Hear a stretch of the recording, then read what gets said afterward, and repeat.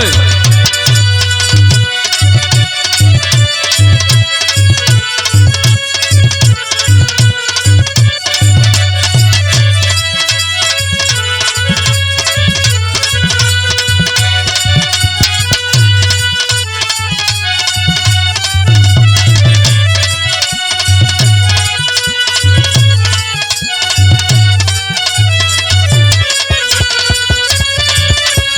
भैया वाह, क्या बात है।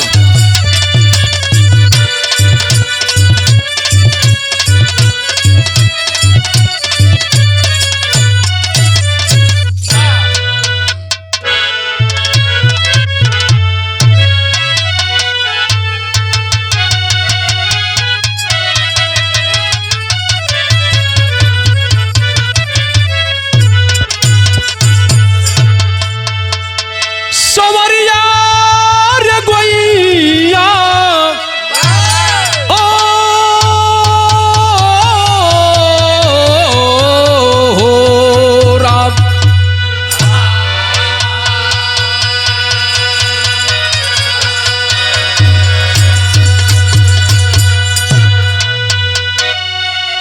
बाबू जी दीवाना music centre Jalalabad recording centre से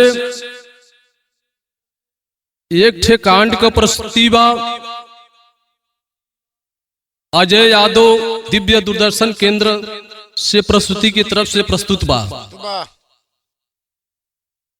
दीवाना म्यूजिक सेंटर से कुछ दिन पहले एक ठे बिरहा छोड़ले रहली, जौना का शीर्षक रहल राजभरों का शान सोनिक देव पहलवान। वो बिरहा में बड़ा ही दुलार प्यार हमके मिलल। हमके आशा न विश्वास बा यहू बार ये बिरहा के अंदर आप लोग दुलार प्यार देहब। 4 लाइन भूमिका में का नाम है मास्टर।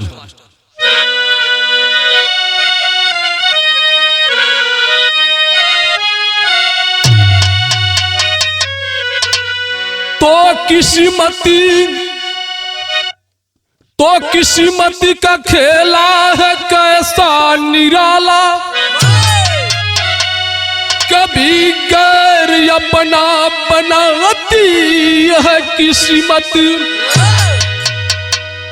कभी है रुलाती कभी है हंसाती, तो कभी साथ रिश्ता छोड़ती है किस्मत,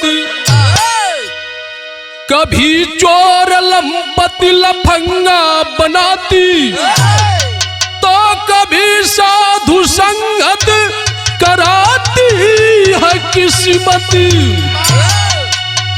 और लेखा विधि का न मिटता मिटाए, मैयत के मुख से बचाती है किस्मत।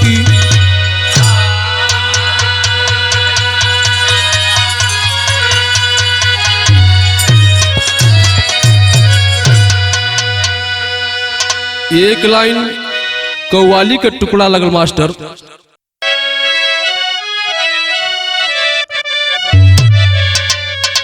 अरे खुदा मुझको ऐसी अरे खुदाई न दे है,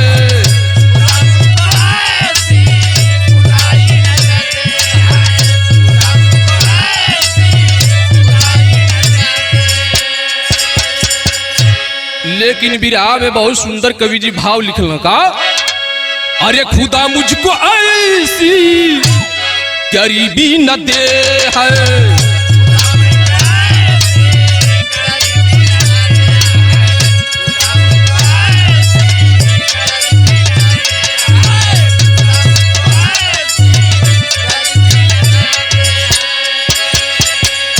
अरे खुदा मुझको ऐसी गरीबी न दे है, अरे गरीबी तो दे पर बदनसीबी न दे है।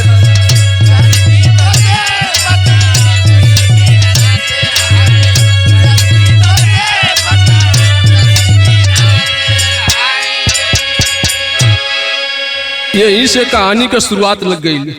कहानी कहाँ का भाव गौर करेंगे।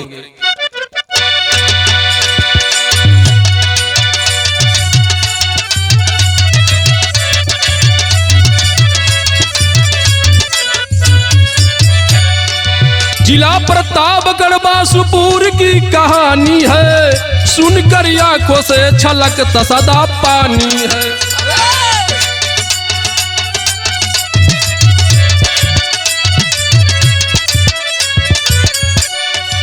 माता पिता संग रजनी राजकुमार रहा, माता पिता संग रजनी राजकुमार रहा, मनोज माधव ममता छोटा सा परिवार रहा।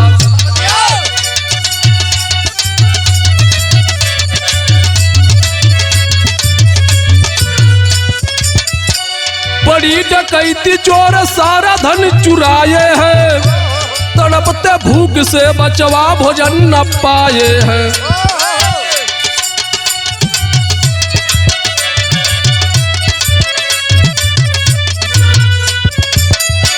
माँ कुछ दे दो भूख प्यास अब सताई है, माँ कुछ दे दो भूख प्यास अब सताई है, गले लगा के रजनी बचवा को बिलखाई।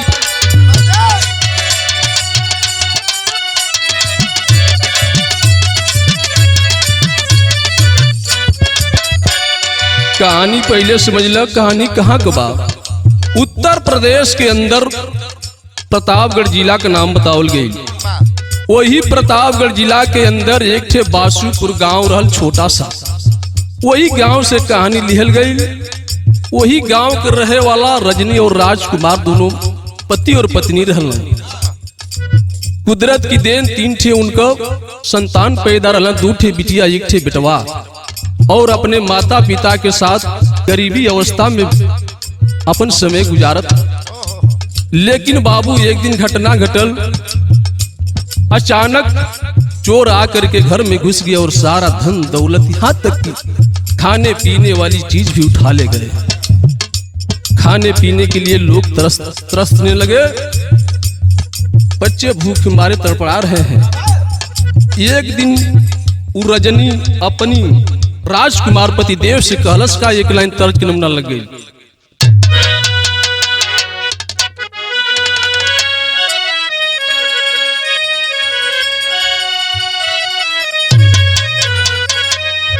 गुड्डू भैया हुए तरजबा क्यों दुल्हन का गौना के दिन रखा गिल रहल। आज जब तनी पता पौलस कि हमार गौना के दिन रखाइल बा, वही बगलिए में भैया चल गए दौड़ल दौड़ सुनारे की दुकान की। और सोनारा से कहत का बा, अरे झूलनी मोरा कढ़ी दे रे सोनारा, झूलनी मोरा कढ़ी दे रे सोनारा, लागल गवानावा के आस हो।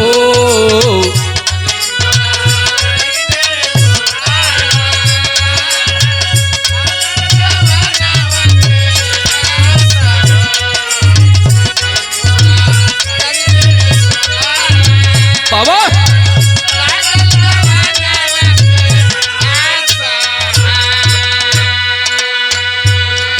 लेकिन देखे आज रजनी भगवान के ऊपर उल्लंघना देते हुए कह रही है क्या, अरे दुखावा का लिखल ये विधाना, दुखावा का लिखल ये विधाना, ऐसन समय आइल आज हो।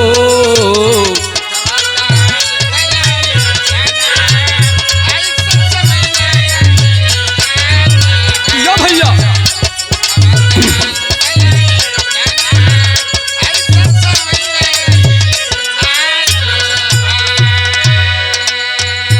बेटवा मनोज माधो ममता बिटिनिया,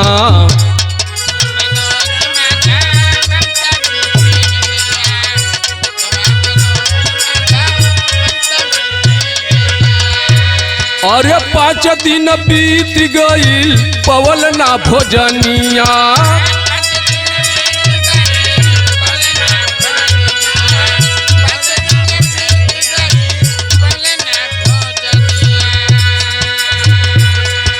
बाबूजी 5 दिन बीत गई, घर में एगो फूटी अनाज ना बाकी, मतारी अपने बेटवन के खिलावे, अपने भूख से पेट तड़फड़ात वाका भइल। अरे भूखिया से तड़पे परानवा, भूखिया से तड़पे परानवा, ऐसन समय आ गईली आज हो।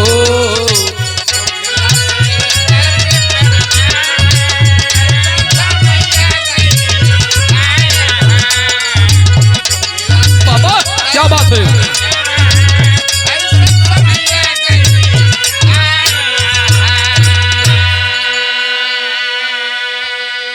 भूख से तीनों बेटवा महतारी बाप भी रजनी राजकुमार के तड़पड़ात हुआ। आखिरकार वो रजनी हाथ जोड़ के अपनी पतिदेव से वो बात कहलस का कि कर कुछ उपाय आज हमारो सजानावा।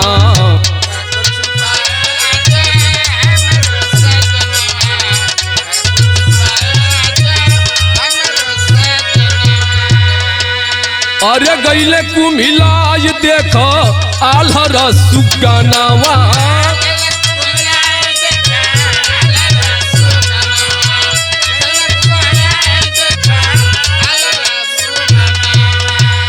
अरे छूटल चाहे तन से परानावा, छूटल चाहे तन से परानावा, ऐसन समय आ गईली आय हो। राजकुमार से रजनी हाथ जोड़ कर पतिदेव ये बचवन के कोनो उपाय करने तो कोमल से बचवा दुनिया से ना रही है, फिर हमनी की जिंदगी खराब हो जाएगी। लेकिन वो राजकुमार करता है क्या, शहर में कहे गया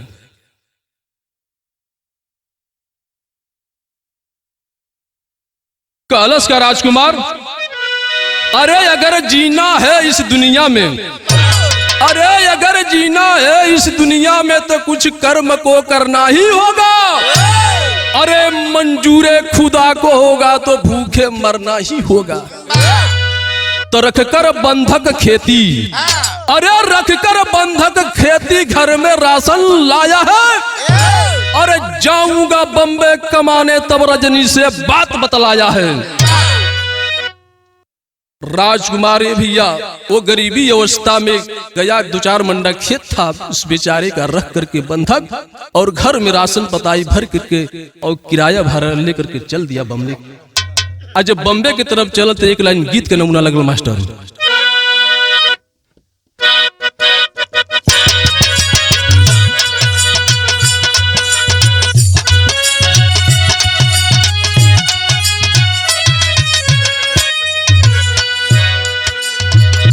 हम तुझसे पूछिला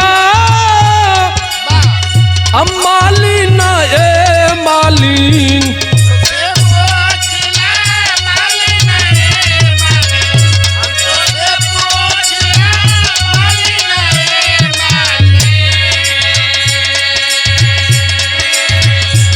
काहे के चढ़वलू बासी फूल ए मालिन।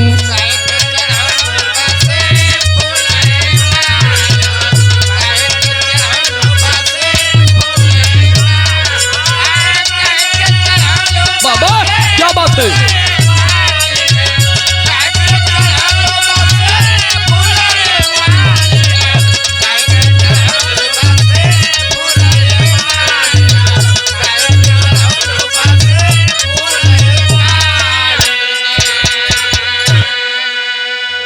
अरे टिकट कटा के धैले,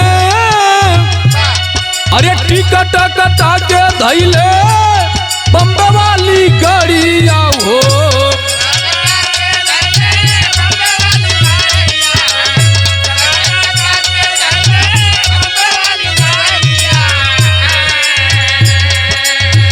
अरे किस्मत ले जाले कौना ओरिया ये विधाना।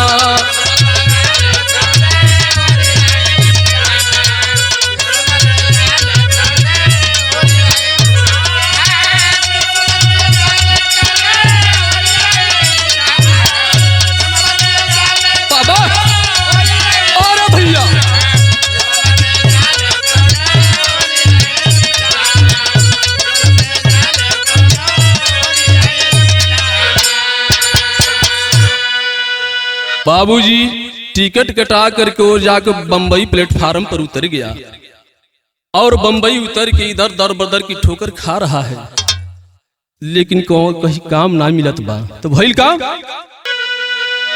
अरे बम्बे शहरिया में दर दर के ठोकर खैले,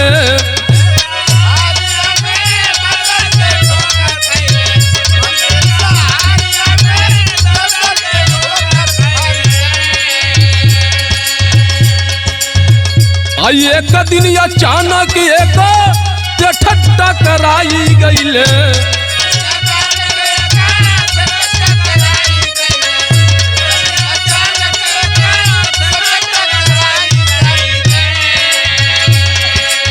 अरे ले गईले अपने बखरिया ये पीथाना।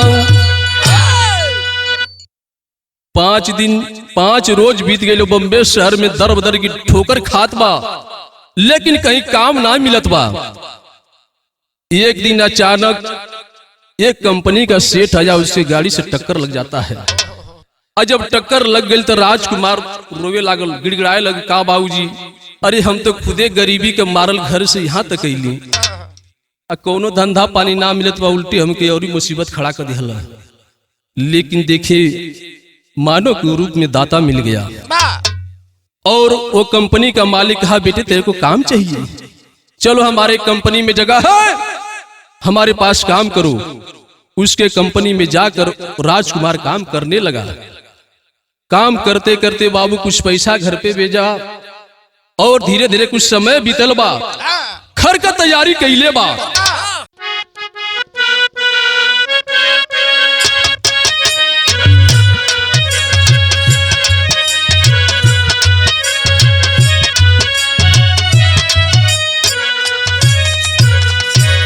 अरे कुछ दिन बाद कैले घर का पायानावा हो, घर का पायानावा हो, घटना घटल बड़ी यार जी।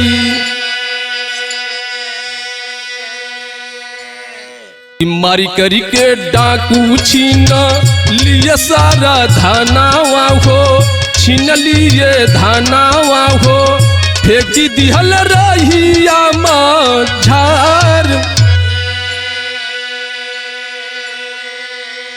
सुने बाबूजी, वो राजकुमार घर की तरफ तैयारी किया है, टिकट कटा के बंबई स्टेशन पर पहुंचल बा। जो ही वही समय चोर लग गई ना पीछे। आज जब चोर लग गई ना, ओके दवाई सुंघा दिया, बेहोशी की हालत में हो गई और ओके उठा के बाबू जंगल की तरफ लेके चल गई हो। आज जंगल की तरफ ले गई ना, वो बेहोशी हालत में हो गई, रुपया पैसा यहाँ तक लेके उसके तन पर के कपड़े भी छीन लिए और छीन करके बेहोशी हालात में छोड़ करके चले गए। तो छोड़ के गईलन तो भइल का, अरे तबले पड़ल एक साधु की नजरिया हो, साधु की नजरिया हो, ले जाके कैलन उपचार।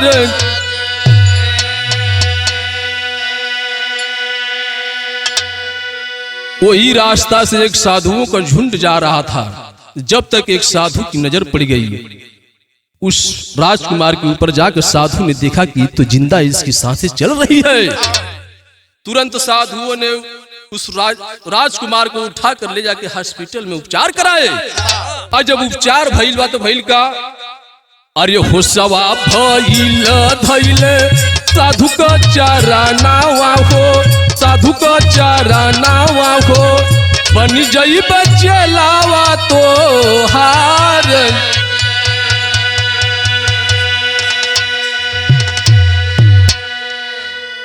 ए बाबू, जब राजकुमार के होश आइल बा, ओस में जब देखले बा साधु लोगन के, तो तुरंत जाके गोड़ पर गिर गई बा। कहलक बाबा आपने हमारा जान बचाया।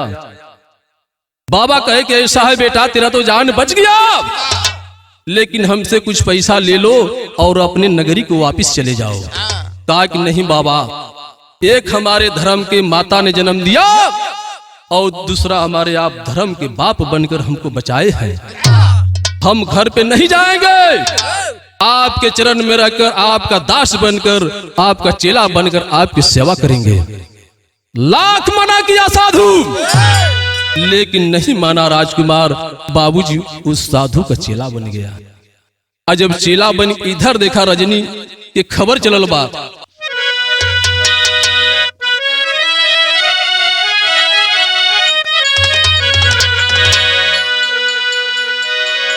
अरे पवली खबर जब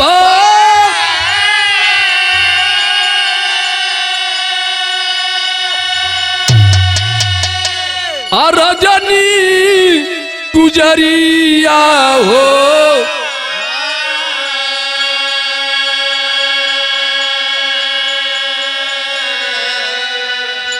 अरे मरी गईल राज कुमार मोरे बाबू।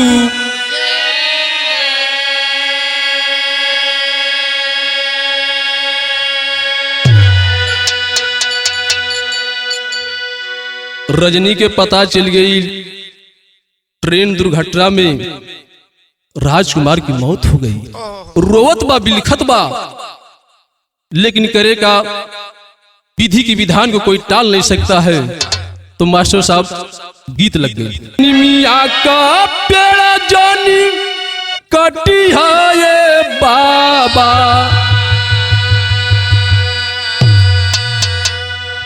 निबिया चिरयन के बसेड़ा हो,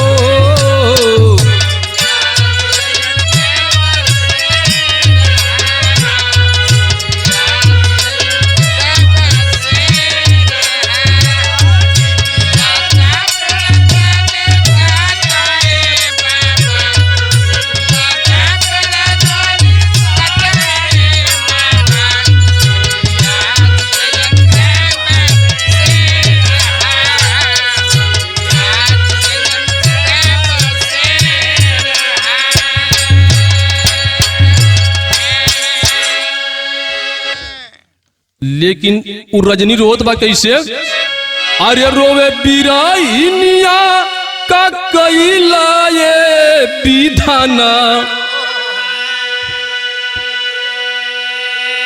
काहे दिहल विधावा बनाया हो,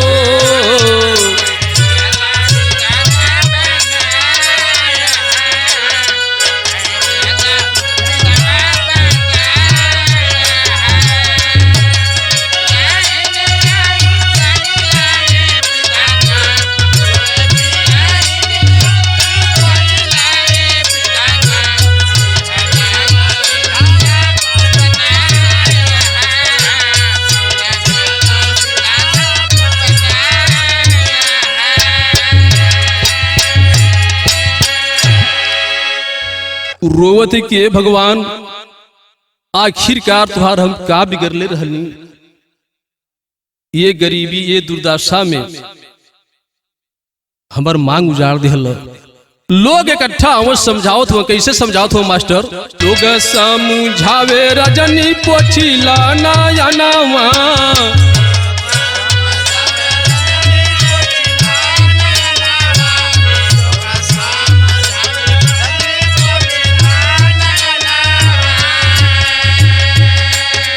ख्याल कर टुअरन का बिलखे सामनवा,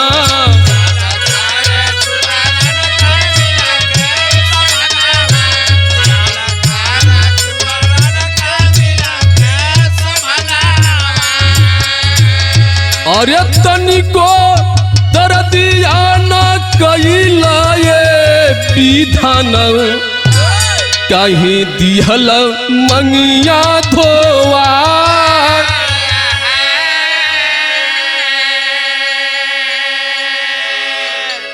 गांव को लोग समझाओ थो रजनी ये बचवन का मुंह ताक रे पगली, यही तेरा आदमी है, यही तेरा सब कुछ है, यही तेरे दिन रात को काम आएंगे रे पगली, आंसू पोंछ ले।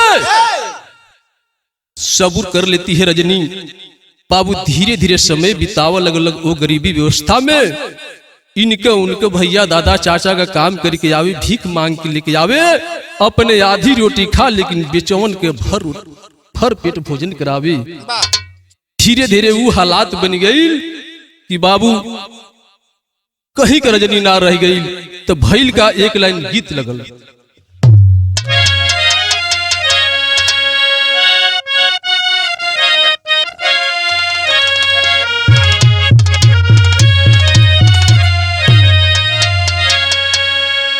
वह गीत का लाइन बजौला मास्टर साहब, अरे कही दो भौजी भैया जी सी, अरे कही दो भौजी भैया हो जी से करी दे मोर गवानवारा।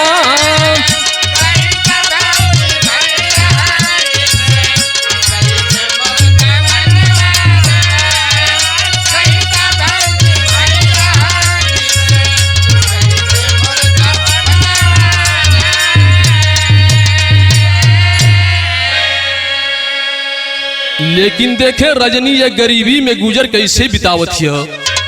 अरे दिनवा गरीबिया में, अरे दिनवा गरीबिया में ना मिले भोजनवा राम।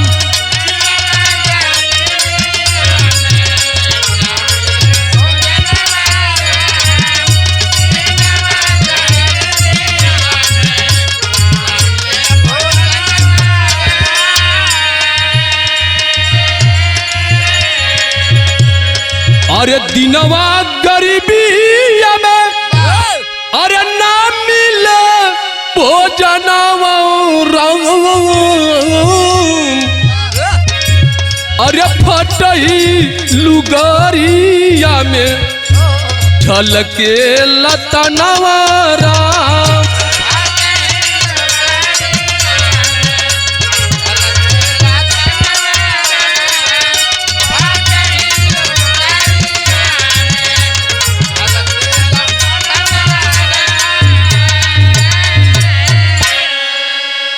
कटरा गुलाब सिंह अरे हरे लाल नमवा रंग रंग। अरे रजनी संग शादी कैले, अरे रजनी संग में शादी कैले पी हसल बा मनवा राम।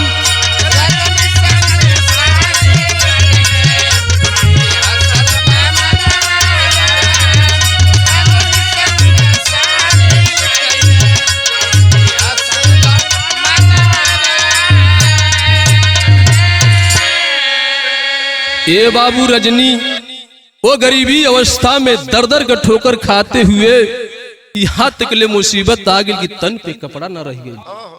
लेकिन ए बाबू वही बगल का बासुपुर के बगल में एक कटरा गुलाब नाव बताओ गई गांव को, वही गांव का रहे वाला एक हरिलाल नाम का व्यक्ति, उसकी भी पत्नी मर चुकी थी। यहाँ का प्रधान वहां का प्रधान समझौता कर लिए कि अरे भाई तेरे भी पत्नी इस दुनिया में नहीं है, इसका पति नहीं है, दोनों आपस में शादी कर लो और एक नई जिंदगी का शुरुआत कर लो। देखें बाबूजी वो हरिलाल और रजनी दोनों मिलकर के शादी कर लेते हैं और शादी करके अपना नया जिंदगी बिताने का सोच और जरिया बना लेते हैं। लेकिन भैल का टेरी में क्या नाम है मास्टर,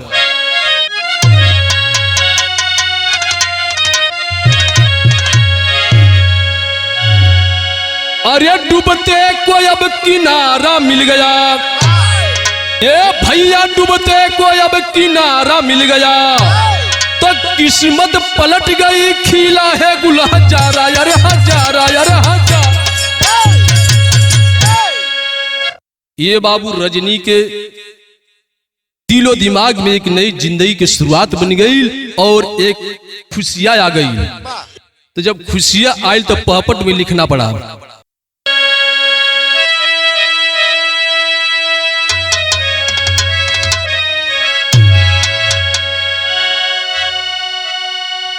अरे पाके जीवन साथी फिर दोबारा रजनी भी असल बा,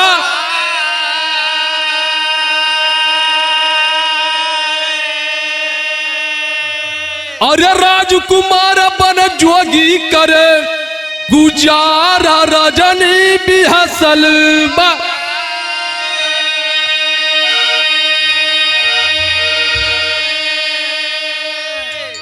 कि धीरे धीरे बीतल 20 साल वाला दिनवा हो।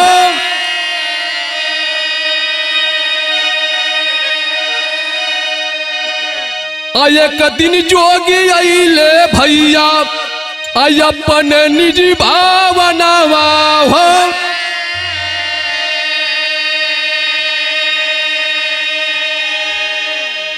अरे मचा ताल का चारों ओर हाहाकार रजनी बिहसल बा।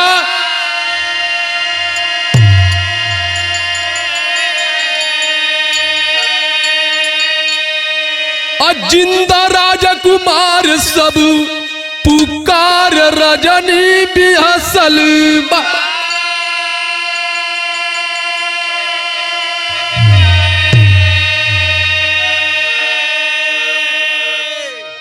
बाबूजी गौर करेंगे, इधर रजनी के गम, रजनी के झोली में खुशियां मना रही है, और उधर राजकुमार जो है कि जोगी बन के चक्कर काट रहा है। लेकिन धीरे धीरे 20 साल की बात वो राजकुमार अपने घर को वापसी लौटा। आज जब घरे आई, गांव में जब ही घुसले भैया लोग गांव को देखा तो वो कहते अरे ये तो राजकुमारा मर गया, कहां से जिंदा आ गई। अवाक है लोग। रजनी की खबर पहुंच गई बा धीरे धीरे। तो भइल का मास्टर कि गौआ के लोग जुटे नर और नारी हो।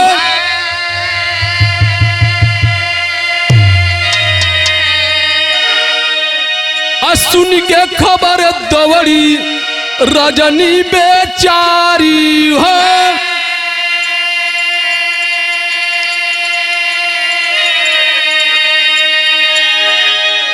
अरे कैसन विधि के विधान रजनी बिहसल।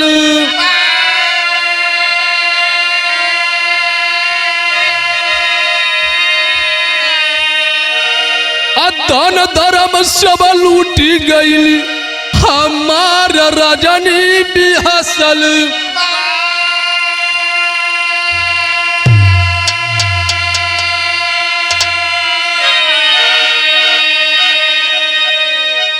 गांव के लोग इकट्ठा हुआ भीड़ लगा के राजकुमार की देखे बदे। वही में कोनो बता दरस करे राजकुमार जिंदा है, आई है। रजनी दौड़त गई, आज दौड़त जाके पकड़ ले बा।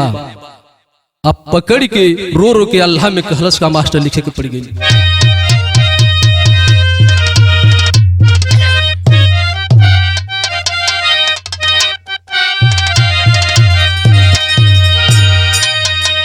अरे चारों ओरिया से घेरल, चारों ओरिया से घेरल कौआ के लोगवा रे भैया।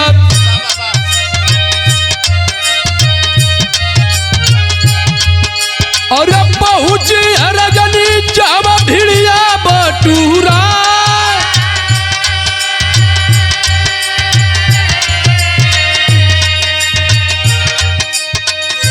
अरे एक जगह भइले तब दोनों का नजरिया बाबू। सावन भादो अखिया रे गईली बढ़िया।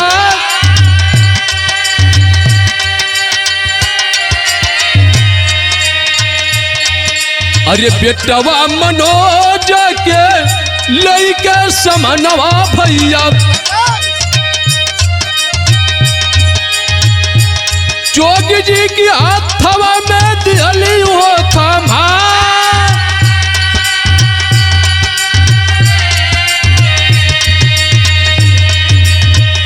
अजूठा हो गईली स्वामी माटी की गगरिया हमरो।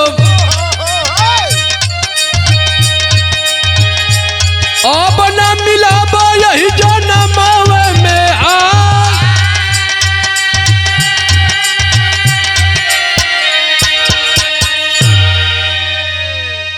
ए बाबू रजनी पहुंचल बा और राजकुमार के गले लगा के आंख में आंख मिला के इतना रोल बाबू बारिश होखे लागल हो। आ रो रे कल पतिदेव बहुत देर हो गई, बहुत देर हो गई, इतना देर हो गई कि हम अपन व्यवस्था दूसरे कर लेने पतिदेव, लेकिन अब ते जन्म में ना भेंट हो पाई, लेकिन अगला जन्म का इंतजार करब हम। और अपने बेटा मनोज को ले आकर जोगी जी के सामने खड़ा कर दिला। आपका अमानत है ये के ले। जोगी पूछने लग रही हमारी माता श्री कहाँ है? तो माता श्री मर गई है। जब इतनी बतिया जोगी सुन लो अवाक हो गया, कहा कि अरे बाहरी किस्मत, हमारे थोड़े से डगमगा जाने से सारी दुनिया गड़बड़ा गई। अंतिम में का नाम है मास्टर। अरे रोवन लागी जोगी का देखली अखिया, हाय रे किस्मत छूटल मोर जीवन के साथिया।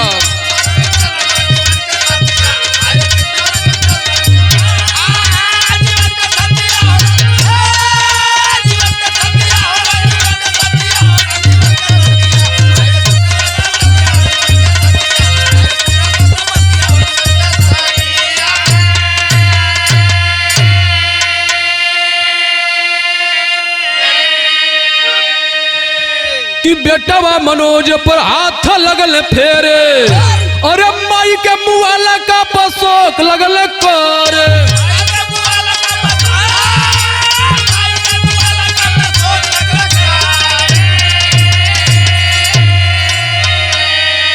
तो धीर तनिको नहीं धैली अखिया, हाय रे किस्मत छूटल मोर जीवन के साथिया।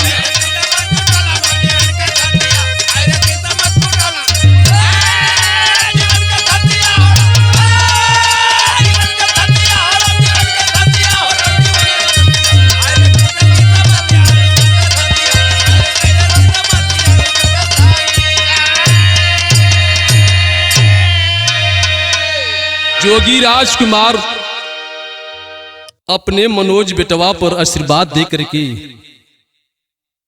चल बसा गुदड़ी और सरगी लेकर गोरख बाग बाकी गोरखनाथ की तरफ चल दिहलस। आज जब चल दिहलस तो भइल कि गुरु बिहारी गुरु गणेश गुरु हरि की माया। अरे कथन करे गणेश कवि, कहीं धूप कहीं पे छाया।